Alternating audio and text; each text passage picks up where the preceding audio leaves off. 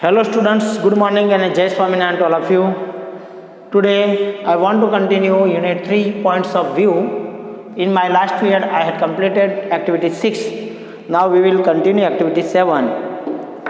In activity 7, John Godfrey Saxe poem The Blind Man and the Elephant, which stanzas are direct quotation. इसमें ये जो poem है direct quotation कौन सी stanza में हुआ है, तो देयर आर 6 डायरेक्ट कोटेशन. इसमें ये पोएम में डायरेक्ट कोटेशन यूज हुआ है 6 स्टैंजा, 6 लाइन में हुआ है. तो विचार दे, तो एक तो 2, 3, 4, 5, 6 एंड 7. कौन से लाइन में? 2, 3, 4, 2, 3, 4, 5, 6 and 7. 5, 6 and 7. इन 6 लाइन में डायरेक्ट कोटेशन का इस्तेमाल किया है पोएट ने. So friends, here words inside quotation marks are accept. If a writer wants to change the exact words, this must be indicated with a different punctuation. अगर writer exact word को change करना चाहता है तो उसको कोई अलग से पंक्चुएशन मार्क लगा के कर सकता है, उसको इंडिकेट कर सकता है. For example, a change in what Ben said. हमने पहले बताया था बेन सेड वाला sentence. Do you mean that you enjoy it? Do you mean that you enjoy it? ये जो सेंटेंस था, तो वो सेंटेंस को कैसे बता सकते हैं? Ben said we use ellipsis. इसकी जगह हम एलिप्सिस यूज करेंगे. Ben asked कैसे यूज करेंगे ellipsis? Ben asked, then after 1, 2, 3 3 dot लगाएंगे. कितने हैं? 3. You enjoy it? question mark and inverted comma complete. तो फ्रेंड्स, लाइक दिस वे, ऐसी तरह से हम उसको यूज करेंगे. 3 पॉइंट एलिप्सिस लगाएंगे. क्या लगाएंगे? एलिप्सिस. यहाँ पे 3 डॉट लगाएंगे एलिप्सिस.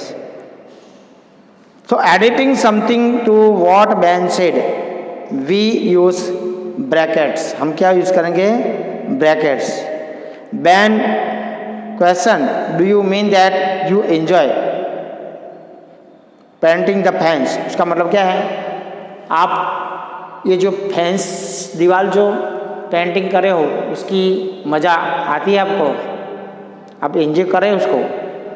तो कहने का मतलब ये है. तो हम जो सेंटेंस को पूरा समझने के लिए ये शॉर्ट 3 डॉट्स यूज करते हैं, उसको बोलते हैं एलिप्सिस. क्या बोलते हैं? Ellipsis. So ellipsis, ellipse is the plural form of the word ellipsis. ये एलिप्स है, ये वो प्लूरल फॉर्म है, plural form of the word ellipsis. Which means when the word left out, जब कोई शब्द को लेफ्ट आउट किया है सेंटेंस में से, but the sentence can still be understood. लेकिन सेंटेंस को हम अभी भी समझ सकते हैं. फॉर एग्जाम्पल, व्हेन विल बस टू जामनगर अराइव. जामनगर की बस कितने बजे आएंगे? तो सीधा आंसर 10:20. हमको 10:20 आंसर मिलता है. तो इसका मतलब ये एलिप्सिस लगा है. क्या है? एलिप्सिस. उसका मतलब क्या है? The bus to Jamnagar will arrive at 10:20 AM. तो 10:20 को बस आएगी, ऐसा समझ में आता है. ये इनकम्प्लीट आंसर है, लेकिन जो क्वेश्चन है वो क्वेश्चन के रिलेटेड हमको आंसर पूरा समझ में आता है. उसको बोलते हैं ellipsis. Ellipsis are also specialise. Printed mark, हम उसको प्रिंटेड मार्क में भी यूज करते हैं. That is 3 dots.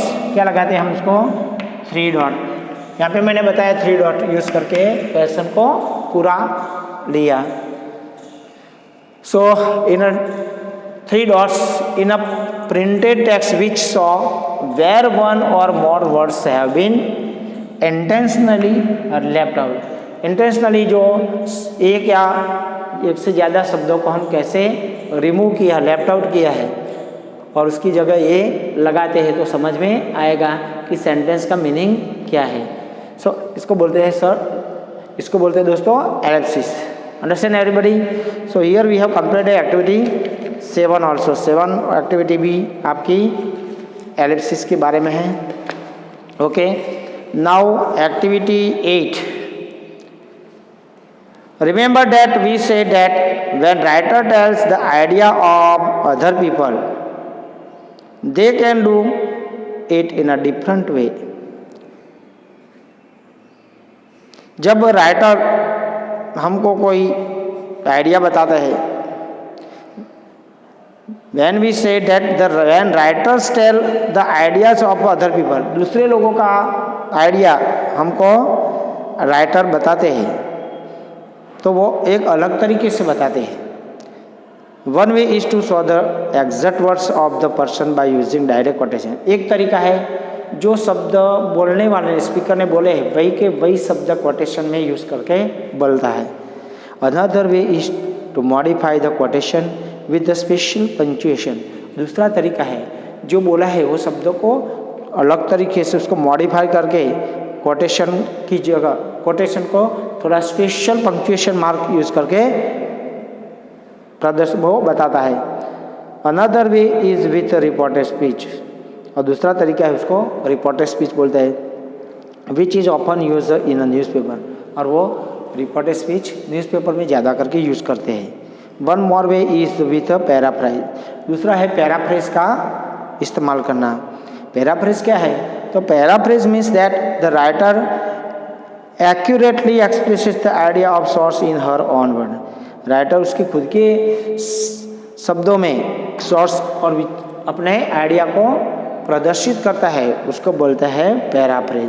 Writer accurate expresses, उसका जो एक्यूरेट एक्सप्रेसेस वो विचारों को जो सोर्स के जो थीम है उसके एक्यूरेट सब एक्सप्रेशन को बताना चाहता है अपने शब्दों में, उसको बोलते हैं paraphrase. Paraphrasing is a different from reported speech. Paraphrasing है वो डिफरेंट रिपोर्टेड स्पीच से थोड़ा अलग है। Reported speech changes the grammar of direct quotation. Reported speech है वो ग्रामर के डायरेक्ट कोटेशन का बदलता है। Reported speech changes the grammar of direct quotation. Direct quotation जो दिया है उसका ग्रामर चेंज करता, मतलब उसका टेंस चेंज होता है, प्रोनाउन चेंज होता है, but it stays very close to the words of the source. लेकिन ये सोर्स जो दिया है उसके शब्दों को बिल्कुल क्लोज रहता है।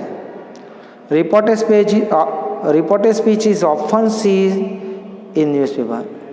मैंने बताया आपको कि रिपोर्टेड स्पीच का यूज़ इस्तेमाल ज़्यादा करके न्यूज़पेपर में करते हैं। Paraphrase scripts the idea of the source but changes the way it is express into the writers on word. Paraphrase वो जो सोर्स दिया है, जो थीम है, उसके जो विचारों को बिल्कुल नज़दीक रखता है, विचारों को नज़दीक रखता है, बट चेंजेस द वे, लेकिन उसका तरीका changes the way it is express into the writers on word, और वो राइटर के खुद के शब्दों में उसको प्रदर्शित किया जाता है। तो पैराफ्रेज और रिपोर्टेड स्पीच में इतना डिफरेंट है। So friends, here we have completed activity 8 also. Okay, activity 9, look back at the newspaper article chaos reigns as traffic rules are ignored by Jatin Singh. The sentence that best describes Jatin Singh's points of view is, देखो ये जो article दिया है points of view में, जतिन सिंह ने जो article दिया है chaos reason as traffic rules ignore by Jatin Singh, ये दिया है आर्टिकल न्यूज़पेपर का।